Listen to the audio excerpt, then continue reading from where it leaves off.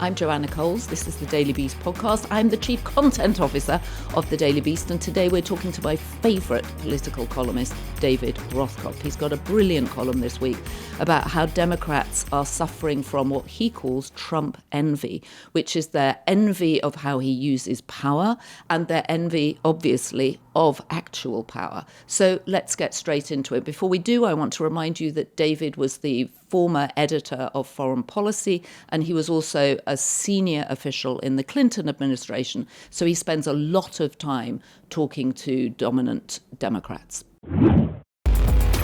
David, you've written two excellent pieces for The Beast in the last week. One was about the enormous number of words we need to describe, I think, what you described as the shit show in DC. And in the way that Eskimos have many words for snow, we now need a lot of words for what's happening in DC. But you also wrote a very interesting column spilling a secret that is being discussed in DC. Can you reveal what it is, please? Well, I think among a lot of Democrats, even Democrats who are extremely alienated by Trump's, extra legal and worse behavior, there is a little bit of Trump envy. And, one of the reasons is that politics is about winning. And he won the last time around. But there's two kinds of Trump envy. One is mild, and it's, fairly benign. Maybe he's doing some things every once in a while that are worth noting, acknowledging, because we can learn something from it. The other form of Trump envy is dangerous, and you see that a lot on cable news shows where there are consultants who are essentially trying to say, we've got to be more like Trump. We have to become Trump-lite, and we have to sort of turn our back on the base of the Democratic Party, the principles of the Democratic Party, and maybe even this week, and perhaps you noticed this story, maybe even we need our own Joe Rogan, that there's this kind of $20 million project to cook up a Democrat. Well, I think Gavin Newsom's trying to do that with his podcast, isn't he? He's interviewed Joe Rogan. He's having people on from the opposite side of the aisle to create conversation. And I think as he's looking to either run for national government or at least figure out a future post-governorship, I think he's looking to go into entertainment. Well, good luck with going into entertainment. I think what he's done is ended his chances of being a leader of the Democratic Party because, it's one thing to say, well, we need to hear from the other side. It's another thing to cozy up to them, to embrace them, to want to be like them. And that's where Newsom is. He's gone too far. Okay. Hold on. I want to unpack that in a minute. But you said you divided the envy. You divided the Trump enviers into two groups. There's the ones with mild envy, and then there's the ones with dangerous envy. Let's talk about the ones with mild envy first. What are they saying about what Trump is actually doing right? Well, so I've sat with, for example, very senior people who are in the Biden administration on the national security side or the international economic side, and some of them have said things like Trump's decisive. We would get bogged down in these long internal discussions, and we would sort of sweat everything through. Now, of course, they realize that decisive is sometimes impulsive, and sometimes it leads to bad decisions. Well, and sometimes he just changes his mind. I mean, yes, he's decisive, but it feels like it's frequently performative decisions. Well, yeah, but, part of the reason Trump is president, and there are some reasons, is that people feel like he's a decision maker. He gets in there. He gets things done. He's strong. And Democrats, feel like they're perceived as taking to their fainting couches every time anything goes a little bit wrong, worrying things through, having lots and lots of meetings, producing lots and lots of white papers. Right, lots of process, obsessed with process, right? Well, yeah, exactly. And, there are times where that, caught up and haunted the Biden administration. I mean, look at Gaza. How many times did Bibi Netanyahu have to abuse the trust of Biden? How many times did they have to violate international law? And the U.S. never changed its position. I'm not saying Trump's position on Gaza is particularly good, but, when Bibi Netanyahu starts to irritate him, as he did prior to this trip to the Middle East, Trump said, I'm not going to go see him. But to what extent is the envy of Trump's apparent ability to make a decision a result of just a translucent former president? That Biden just seemed to be a will-o'-the-wisp by the end of it? Well, I was in the Clinton administration. That I know it seems like the Hoover administration to many people, but I was in the Clinton, and there was nothing Clinton-like better than long seminary meetings. And Obama too, and Hillary Clinton's campaign was famous for drafting lengthy white papers. And there's something good about that. There's something good about thinking things through and understanding their consequences. Yeah, absolutely. But the point is, there is a middle ground, and maybe some of these people are saying, no, we have to be a little bit more decisive. We have to move a little bit more quickly. Not, like a drunken sailor like Trump, but in a kind of, sort of halfway ground where you think it through and then you act, where you don't overthink it. And I think, that's healthy. Another area that's healthy, and this does reflect back on the Biden thing to some extent, is that Trump, often for the completely wrong reasons, but he gives a sense of strength. He gives a sense of, I'm doing this. If you get in my way, you're going to get into trouble. And, not only did that not come through with some Democrats, and you didn't get a sense of, there was a direction and it was going to get done, but when people in the Democratic Party spoke out against the president, there were never any consequences. Well, Trump's a mob boss. You don't want a mob boss. You don't want to think that people are going to end up at the bottom of the East River with concrete overshoes.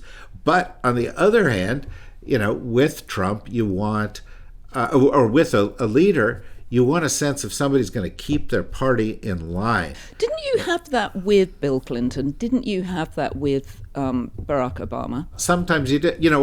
When Rahm Emanuel was the White House chief of staff, he was famous for coming down on people hard. So there were some people who did it, and there were some people who didn't do it. Right. So, and Rahm Emanuel is now talking about looking out over the... Oh.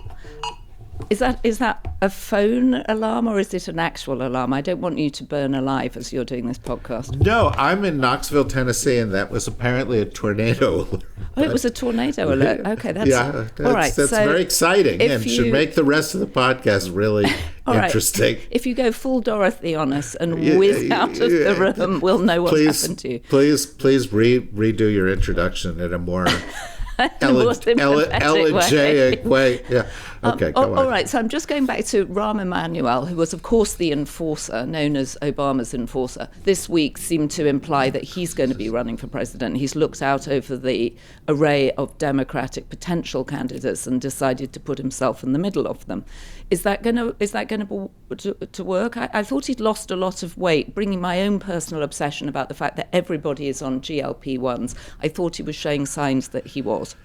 Well, first of all, let me disabuse you of your GLP-1 theory. Rahm Emanuel was actually a ballet dancer before he went into politics. You're right. And he is a fitness freak who loves, in fact, long cycling trips. Oh, he does? Okay. Yeah. So I think he comes by that naturally.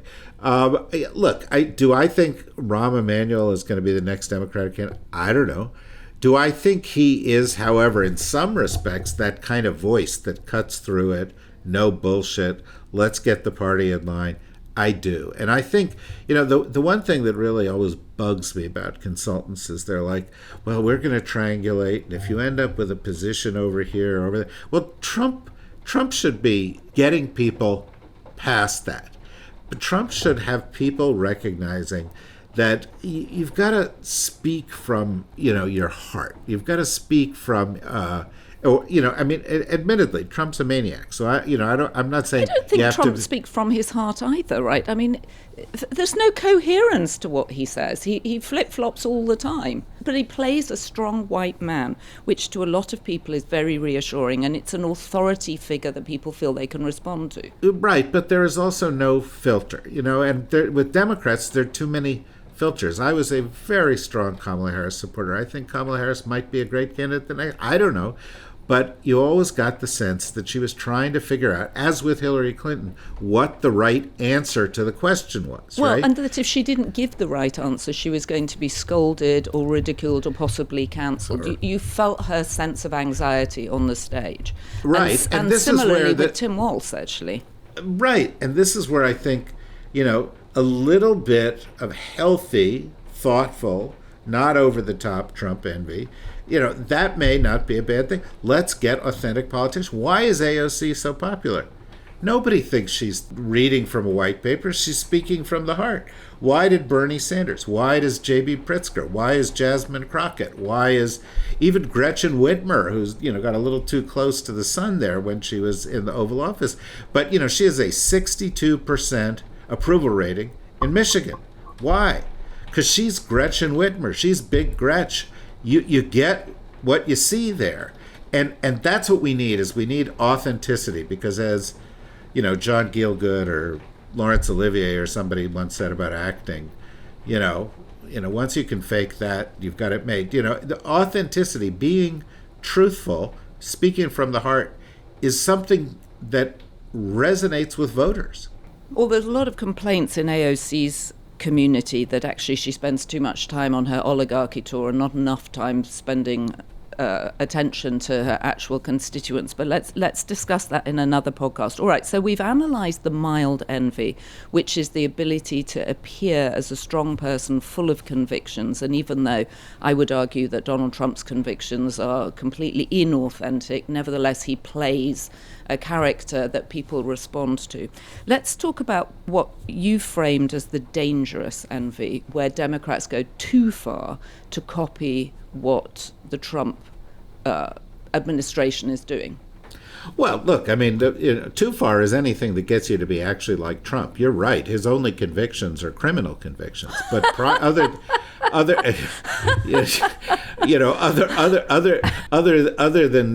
that, he's a pathological liar.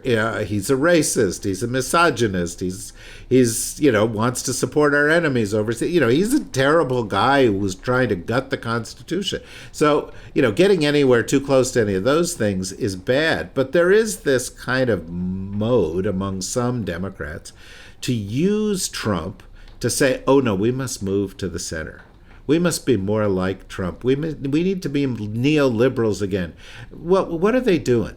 I'll tell you what they're really doing. Let's be honest here. What they're really doing is trying to get up close to that kind of juicy neoliberal donor money. They want guys on Wall Street who try to pick winners in both parties, guys in the corporate community, to say, oh yeah, this guy gets it. Let's put some money on him. Let's find a candidate that is going to move them to the right. And just the last thing is, you can tell because they're like, woke is weak. Woke isn't weak. That's buying into the Republican, the MAGA perspective. Being tolerant and compassionate is strong.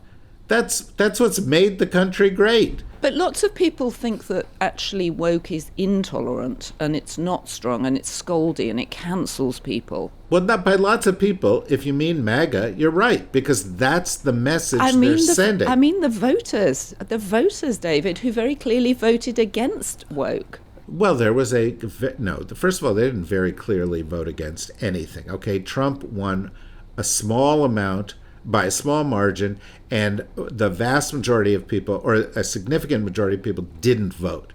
So let's not turn Trump's victory into, a referendum on what the United States feels on everything. Let's also not pretend that woke issues and the culture issues didn't have an impact, because they clearly did. People are tired of being told they can't say anything they want. They're frightened of being cancelled. Okay, but is that really what they meant? Or is what they really mean by woke, when they take one issue, transgender athletes in athletics, what they really mean is, we want white people to be in charge. That's what they really mean when they're saying they're anti-woke. They want men to be in charge. They want trad wives. They want to turn the clock back. And their campaign against woke is like their campaign against affirmative action, is like their campaign against universities that have too many liberal professors. It's a campaign against 100 years of American progress. They've just cleverly wrapped it in this thing where you can say, well, the Democrats went too far. Okay, maybe some Democrats went too far, but Brown versus Board of Education wasn't too far. Of course not. But the fact they went too far is precisely, surely, what was underpinning what you just said about Kamala Harris, who you liked as a candidate, nevertheless always feeling as if she was about to say the wrong thing, that she was nervous of not saying the right thing. And that's about the woke culture. That's about people being frightened of being cancelled. No, that's about Democrats trying to win an election and not alienate parts of their base. And it's too calculated by half. And it is bad news, and it needs to be moved beyond. But I think the answer there is to, unlike Trump, have real convictions about the things that Democrats have long believed: inclusive country, creating opportunity, being strong, being patriotic in a healthy way. Those things are the kind of things Republicans attack as woke, but they're not woke, they're sensible. All right, so give me your thoughts then on Gavin Newsom. Last night I had dinner with two very prominent people in the entertainment business. They had both started listening to Gavin Newsom's podcast and come round to him, having thought that he was never going to stand a chance. They're now. I was surprised at how pro Gavin Newsom for president they were. Well, maybe the Democratic Party needs to distance itself from very prominent people in the entertainment business. That's never going to happen. They love those celebs. George Clooney had a seminal role in the last election. Well, he did, but, Dems love them celebs, even though the voters don't care. Yeah, but Gavin Newsom is a shape-shifting chameleon who once was involved with Kimberly Guilfoyle. Think about it. I loved your moment when you said that you thought him starting to interview Trump as on his podcast was actually an attempt to win Kimberly back. Her transformation to MAGA is quite extraordinary. How you go from Gavin Newsom to Don Jr., I do not know. Well, I mean, it's just, it's a moth to the flame, right? She wants to be. But what is the flame? The flame is going to burn. She just wants to be wherever she thinks it's light and hot. She wants to be. Well, she's going to Greece now as ambassador, so she's going to be in the right place. Well, light and hot. Good luck with that. But having said that, Gavin Newsom is one who's going too far, who's meeting with people who are racist, who's promoting agendas that are MAGA agendas, and it's one thing to be open, it's one thing to be Gretchen Whitmer and to say, here's what needs to be done in Michigan in order to be responsive to the people of Michigan, and to be authentic in that way. He just seems to me to be a fraud. I've met him once or twice, and I came away with, this guy was too slick by half. Ronald Reagan came from being governor of California. He was slick. He also had great hair. I do think great hair. He had you fantastic go for all hair. that hair product. I hope no Democrat ever runs with that much hair product. I think it'd be great for the hair products business. I mean, Donald Trump is good for the hair products business, right? He's figured out you cannot have a bald president in this day and age. But that's not even his hair. It's like a chipmunk on his head. What's going on with Donald Trump's? It isn't. It's like a confection. I actually think it might be edible, his hair. I bet if you got near to it and licked it, it would be like that golden sugar, spun sugar. Really? Maybe. Or really, maybe it would Joanna, leave your tongue bleeding. That's the most disgusting idea Eating Donald Trump's hair will end. Licking. I just said licking. Look at the data on this podcast. It'll end here with licking Donald Trump's hair, and it should. Well, frankly, either that or you're going to get spun out of the room in the tornado, because I can hear the rain. It could happen. It could happen. And if the last thought I have on this earth is licking Donald Trump's hair, I will come back and haunt you. So you think Gavin Newsom genuinely doesn't have a chance here? He's too slick, he's too attractive, he's too much hair. He's got a chance because Donald Trump is president. And that means anybody can win an election in the United States. And we've never picked the best person for the job. We always reflect some underlying social change.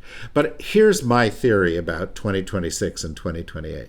And that is the consultants don't matter. The politicians themselves don't even matter. What matters is that Donald Trump and this administration are going to cause pain in the lives of tens of millions of Americans. And they're going to go to PTA meetings. They're going to go to local town halls.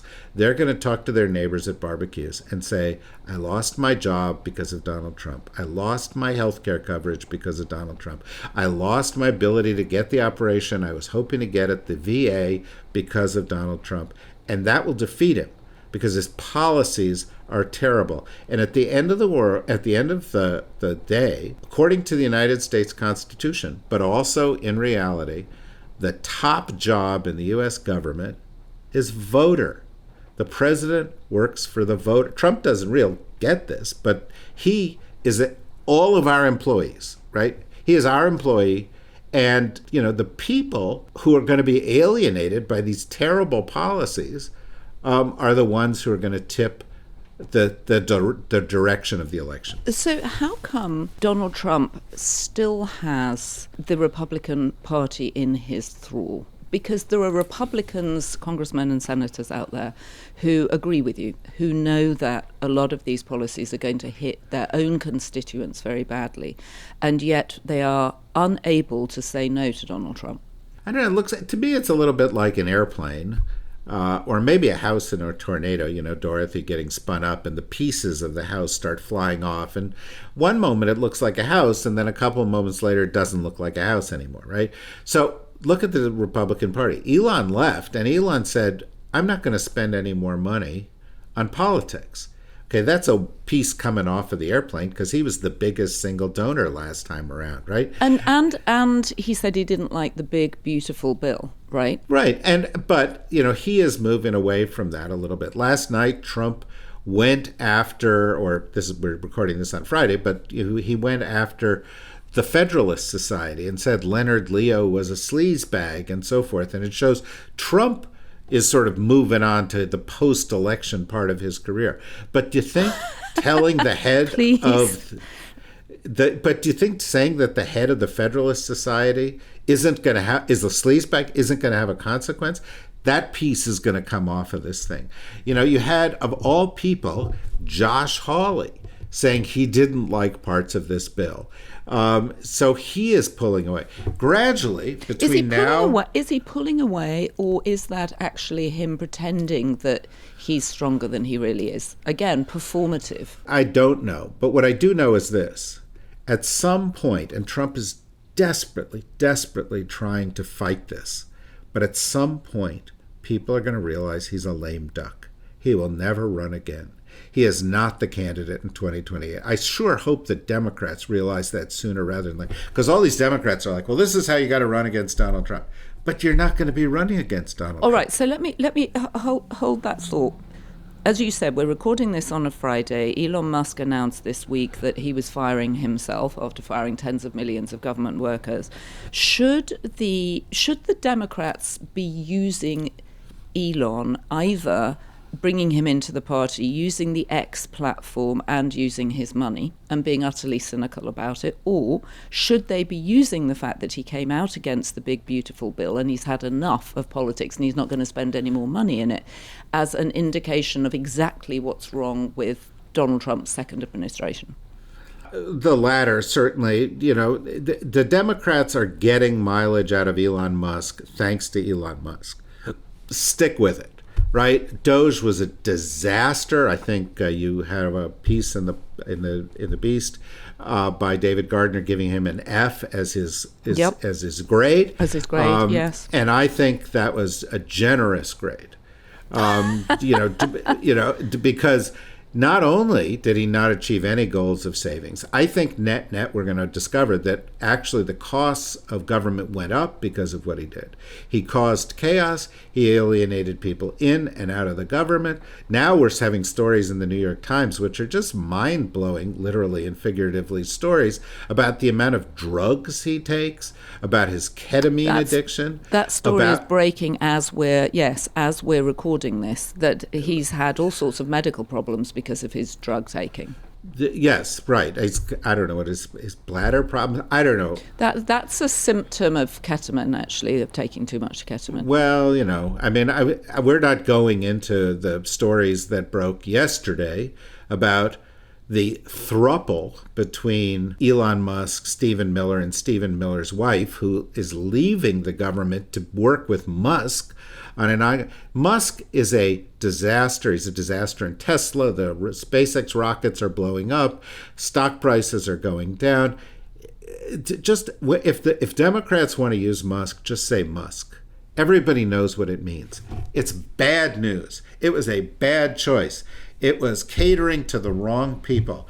And it's an example of Trump's government by, for, and of billionaires that sends the message to everybody that it's not good for government, it's not good for average people, it's not good for the budget, it's not good for America's standing in the world. So just show them. Report the facts. The rest will take care of itself. Well, that's what we're trying to do in The Beast, over-report the facts and underreact, because the facts speak for themselves. Exactly. All right, so David, final question. If you were putting money on it right now, and I know this is fantasy politics, but who do you see emerging? I mean, one of the things that people do keep saying about the Democratic Party is there is no leader. There's no one to coalesce around. There's no one who seems to be able to effectively match Trump ego for ego in a way that you were sort of talking about earlier on in the podcast. Who do you see emerging? Well, first of all, Trump's not going to be the candidate, and secondly, but they need to start now, right? No. Well, they do need to start, and they need to start now for a number of reasons. One, that's how long it takes to put together a presidential campaign in this country. Two, Trump is doing so much destruction that one of the things the Democrats are going to have to think about in advance is how do you rebuild? And you can't rebuild by just saying we're going to go back to Joe Biden times. You have to actually have a new vision for what the government looks like. But here's the thing. Doing a search for a leader isn't going to produce the leader. What's going to produce the leader is the leader leading. That's why people like AOC, people like J.B. Pritzker, people like Jasmine Crockett, people like Gretchen Whitmer, people who stand up and are heard, Jamie Raskin, people go out, they stand up, they're heard, and people say, yeah, I want more of that. I think decisive in all of this is going to be what happens in a year and a half. Because in a year and a half, in all likelihood, assuming they haven't sort of cooked the books and we don't ever have a fair election again, the Democrats are going to win the midterms. They're going to take over the House. They might take over the Senate. What's going to happen when they take over the House? There are going to be all sorts of investigations and hearings and reveals of big Trump crimes. Sometimes those kind of activities produce stars. And so we'll have to look at that and see whether it produces a star. I think ultimately the candidate that's going to be strongest will be a governor. It won't be from the Beltway. It won't be somebody from central casting like Gavin Newsom. It'll be somebody who seems authentic and strong and compassionate and in all the best sense of the word, somebody who's focusing on tolerance, growth, strength, opportunity, and leadership. Could that be a J.B. Pritzker? Maybe. Could that be an AOC? Probably not. Maybe. Because she's out there. And she is actually leading now. Whatever people may say, the reason we're talking about her is she's out there and she's leading. Could it be Wes Moore of Maryland? Could it be Gretchen Whitmer? Could it be Josh Shapiro? Could it be Andy Bashir? Could it, there are a lot of people out there. It could be could it be Kamala Harris if she just sort of learns from her past experience? It could be. I don't know, but it's going to be somebody who stands up, doesn't follow the party line, speaks from the heart, is willing to break a few eggs in making the omelet, is willing to piss a few people off. They can't appear to be captive to the consultants. And one of the things they've got to do, and I just beg everybody to do this, is stop getting cornered by labels. This is the left, this is progressive, this is centrist. All that stuff doesn't matter anymore. Every single issue that you think of as a progressive issue, fairer taxes, taking care of the climate, sensible gun control regulation, health care for everybody. Every single issue is supported by 75 to 80% of Americans. If I gave you the list of issues, you would say those are progressive left. They're actually mainstream majority issues in this country. What does that mean for Democrats? Own it. Own the issue. 75% of Americans support fairer taxes, more taxes on the rich, more safety net for people who are in need of support, better schools, not killing our universities, not dumbing down our high schools, sensible gun control regulation, caring about climate, not gutting our national parks and putting pipelines wherever there's a tree. So those are the things that are supported by most people. Own that, lead that, speak to the needs of the people, but make sure it seems like, because it actually does, come from your heart. Well said. Well, let's hope some people are listening. David, it was Harvard's graduation this week. We know that Trump has created an enemy in Harvard. What are your thoughts about how Harvard should react? Well, I think Harvard has begun to react in the right way, because they're standing up to him. They hesitated a little bit at first, but they're standing up to him now because they realize that what he is doing is not, waging a war against anti-Semitism. It has nothing to do with anti-Semitism or waging a war against DEI, even though DEI is fundamentally a good thing. What he's doing is he's trying to, as he is doing across the government, chill free expression in our society, undermine the First Amendment to our Constitution. And he's doing it by attacking Harvard, attacking other universities, attacking the Kennedy Center, attacking research studies that use the word climate or that use the word trans, even if it means trans fats, which has happened. People have done a study on trans fats He wouldn't want trans fats because he eats a lot of fast food. No. And all I can say is may he continue to eat as many trans fats as he possibly can consume. But, Harvard has stood up to this, and I think they're going to win. Going after the school that has produced the most, judges and the most lawyers and the best ones is not the clever anti-elite play that he thinks it is, because there are laws and they can't go after them. But some of what he is doing is also so profoundly destructive that we don't even fully realize the consequences. And I'll take something else from this past week, where Marco Rubio, who's 3 weeks ago we would have said is a wet noodle, who's getting ahead because he's a wet noodle, but now he's really part of the inner menacing cabal at the center of this administration, said, we're going to go after Chinese visas. We're not going to give visas to Chinese students. Well, I got news from Marco Rubio. There are studies that show that among America's advanced AI researchers, 40% have their undergraduate degree from a Chinese university. What that means, if you don't let these Chinese students in the U.S., where they come here to do well and stay, is we are going to gut our ability to compete on the most important new technologies of tomorrow. But, it's worse in some respects, because they've also announced that what they're going to do is they're going to screen the social media activity of people applying for these visas, which led one Chinese guy on the internet to say, I am now realizing that my social media presence is being scrutinized by two governments, by the Chinese government right. and the U.S. America. government. And that's where we are right now. We have an authoritarian state. Harvard's the target, but I think at the end of the day, Trump's going to wish he picked a different target. We had a report in the Beast this week that said another of the reasons that Trump is going after Harvard is because he applied and he got rejected. You got to hope that he got rejected because, despite the fact that he had some money, this is a guy who is an academic failure who apparently didn't even do the work that he was supposed to do at Penn, didn't take his own SATs and whatever. He went as an undergrad to Wharton. He went to Fordham first, and then he went as an undergrad to Wharton. But that's what I said. Penn, Wharton. It's all the same.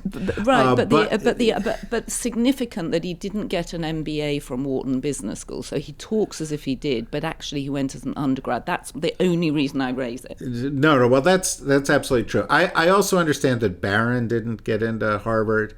But, a lot of the guys around Trump, if you ever wanted Jared to indict... Kushner went to Harvard, famously went to Harvard. Yeah, and a lot of the people around Trump and at senior levels in the Republican Party went to Harvard. And frankly, that's an indictment of Harvard that is more damning than anything that Trump's going to come up with. Well, and I think a lot of them went to the business school, right, or the law school, which is slightly different to going to Harvard undergrad.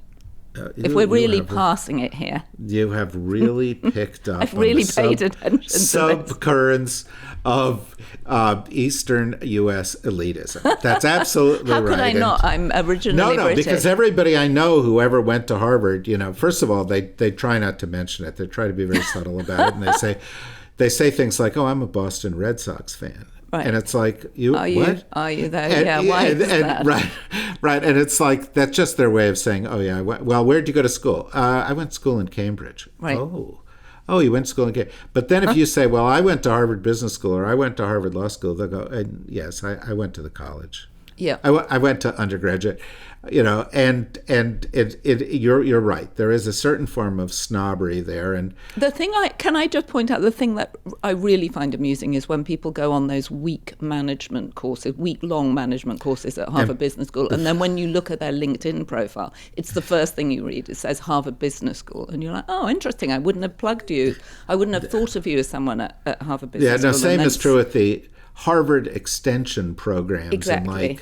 And it's a fisheries brand. or whatever. It's a luxury brand, as Scott Galloway would say. Well, but I think, and a serious point about that, if the United States makes it hard for students to come here, not only are we not going to get students, we're not going to get scientists, we're going to lose competitiveness. But a lot of these brands are going to up themselves and disconnect geographically. And they'll have universities. I mean, there's an NYU in Abu Dhabi. There's an NYU in China. Right. You're going to start to see more of these universities locate themselves overseas because people want the brand. And if they can't come to the U.S., they won't come to the U.S. And somebody's going to say, hey, we want them to come here. This makes us a stronger country. Trump... And the president of China's daughter her undergraduate degree was from Harvard. I mean, Nell Scovell pointed this out in a column she did last week, and she had... Who also went to Harvard. Let's be true. Nell also went to Harvard, so she's been very dogged about reporting. She did excellent reporting about the protests there last year. But her point was that she'd assumed that the most important American brands in the world were probably McDonald's or Subway, Sandwich. And in fact, it turned out to be Harvard. And the idea that you take America's most popular brand and diminish it, as Trump has done, is bewildering. There will be a Harvard long after there is a Trump. There will be respect for Harvard for centuries into the future. People will do everything in their power to forget that Trump ever existed. David Rothkopf, thank you very much. Always fun to talk to you. And let's do it again soon, please. Anytime. You're the boss. I'll be here when you need me. In my dreams, I'm the boss, David. In my dreams.